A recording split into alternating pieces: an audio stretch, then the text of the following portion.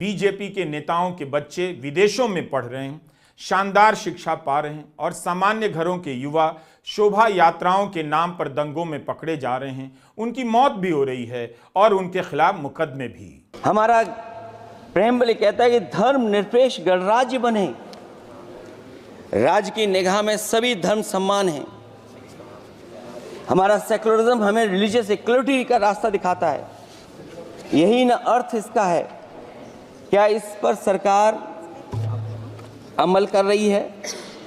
देश के 20 करोड़ से ज़्यादा अल्पसंख्यकों के, विशेषकर मुसलमानों को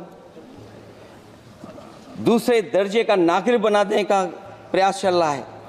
उन पर हो रहे अत्याचार प्रतिदिन बढ़ते जा रहे हैं। उनकी संपत्ति को लूटा जा रहा है, हत्याएं की जा रही हैं, घर तोड़े जा रहे हैं, उनके पूजा स्थलों पर कब्जा प्रशासन की मदद से किए जा रहे हैं।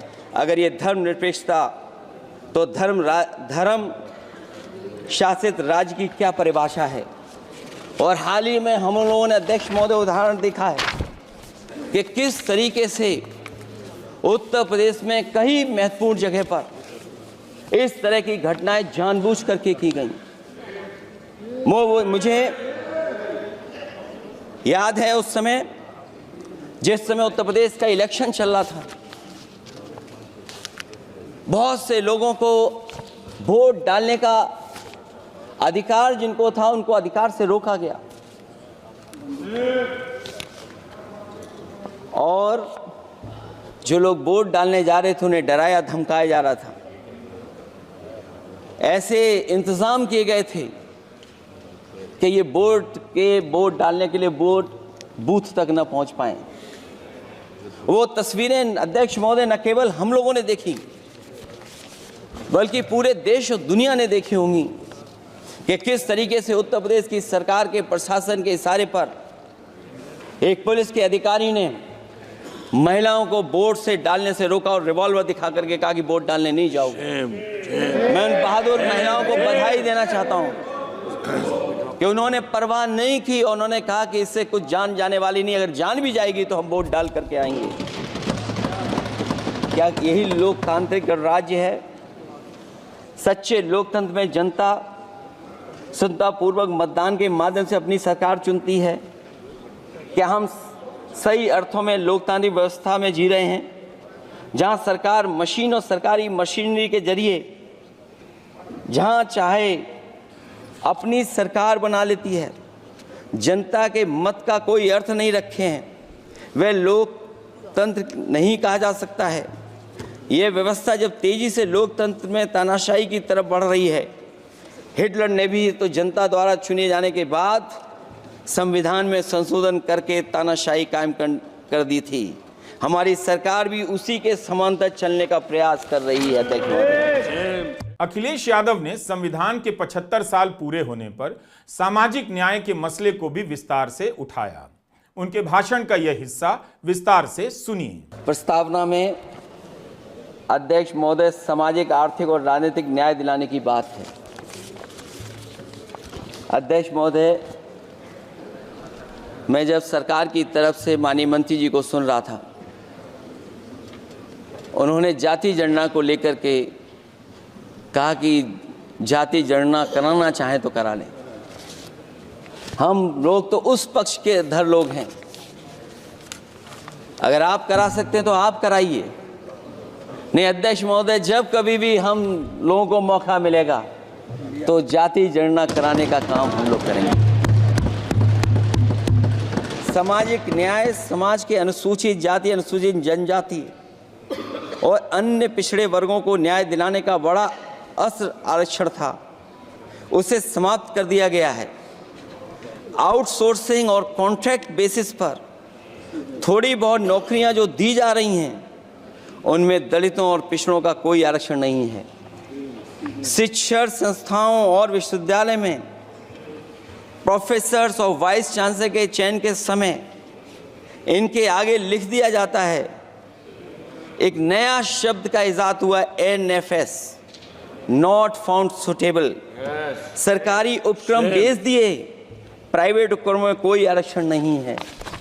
अध्यक्ष महोदय, शिक्षा मंत्री जी सूची जारी करें और अगर ये बात कहीं भी गलत है तो शिक्षा मंत्री जी सूची जारी कर दें। देश के सभी केंद्रीय विश्वविद्यालयों के वाइस चांसलर की ओर प्रोफेसर की एक, मैं तो कहूंगा अध्यक्ष महोदय कि शिक्षा मंत्री जी अगर ये सूची जारी कर दें कि जितनी भी सेंट्रल यूनिवर्सिटीज़ हैं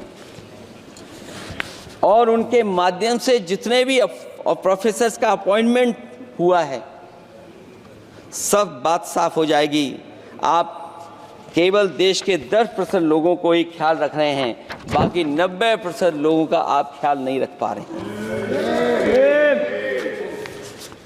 और जाति जनगणना कभी जाति में भेदभाव नहीं बढ़ाएगा अध्यक्ष महोदय। जाति जनगणना जातियों के बीच दूरियां कम करेगा और तमाम हमारे ऐसे समाज के लोग जिनको न्याय नहीं मिला, जिनको अधिकार नहीं मिला है, अध्यक्ष महोदय कम से कम जाति जनगणना के बाद उन्हें अधिकार और सम्मान दिलाने का काम भी हो सकेगा। इसलिए हम इसके पक्ष में हैं। आर्थिक न्याय के बगैर न सामाजिक न्याय मिल सकता है और न राजनीतिक न्याय मिल सकता है। गरीबी का नाजायज लाभ उठाकर धन्ना सेठों की सरकार चुनाव में पैसा बांटकर राजनीतिक न्याय का भी अपहरण कर लेती है। कर्ज में डूबी बड़ी आबादी महाजन के दबाव में अपनी इच्छा के खिलाफ वोट देने को विवश हो जाती है। चुनाव में सत्ताधारी दलों द्वारा पैसे की भरमार के चलते कोई सामान्य कार्यकर्ता चुनाव नहीं लड़ पा रहा है। बड़े पैमाने पर धनवान चुनकर आ जाते हैं।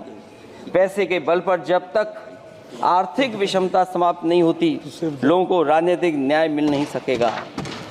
प्रियंका गांधी ने अपने भाषण में भय का विस्तार से जिक्र किया और बताया कि भय एक दिन जब अति पार कर जाता है तब जनता उसका प्रतिकार करने लग जाती है और उस भय का असर भी खत्म हो जाता है। जहां खुला विवाद होता था, अभिव्यक्ति का सुरक्षा कवच होता था, इन्होंने भय का माहौल पैदा किया है। सत्ता पक्ष के मेरे साथी अक्सर 75 सालों की बात करते हैं, लेकिन इन 75 सालों में ये उम्मीद, आशा, ये अभिव्यक्ति की ज्योति कभी थमी नहीं, कभी बुझी नहीं। इस देश की जनता ने खुलकर आलोचना की, निडर होकर धरने किए, प्रदर्शन किए। जब जब जनता नाराज हुई तब तब सत्ता को ललकारा, उसे चेतावनी दी, बड़े से बड़े नेताओं को कटघरे में खड़ा किया, उनसे जवाब मांगा, न्याय मांगा। इस देश के छोटे छोटे से नुक्कड़ की दुकानों में, चाय की दुकानों में, इस देश के घरों में, गलियों में, मोहल्लों में, अखबारों में, प्रकाशन घरों में, न्यायपालिकाओं में चर्चा कभी बंद नहीं हुई। लेकिन आज ये माहौल नहीं है। आज जनता को सच बोलने से डराया जाता है, धमकाया जाता है।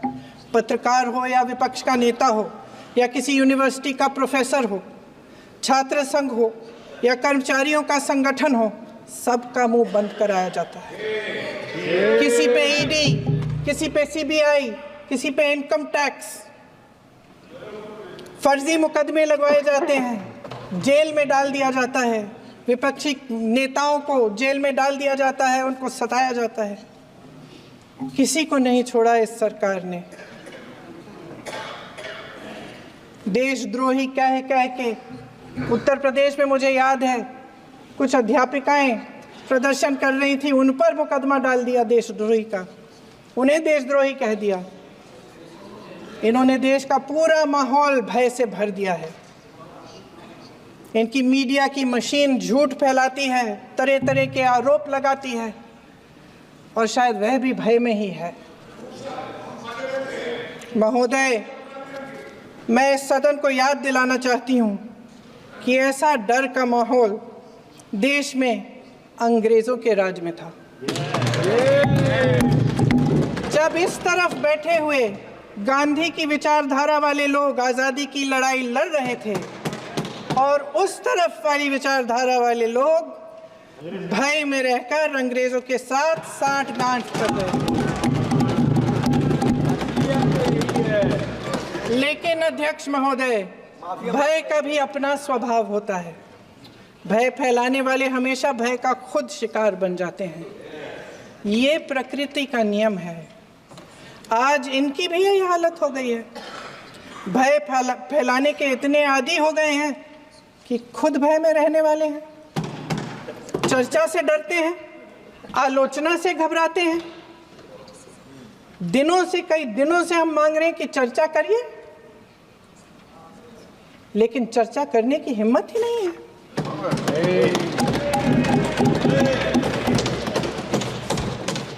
संविधान के 75 साल होने का यह मौका आप सभी के लिए है, केवल सांसदों के लिए नहीं, केवल विपक्ष के लिए नहीं, केवल सत्ता पक्ष के लिए नहीं।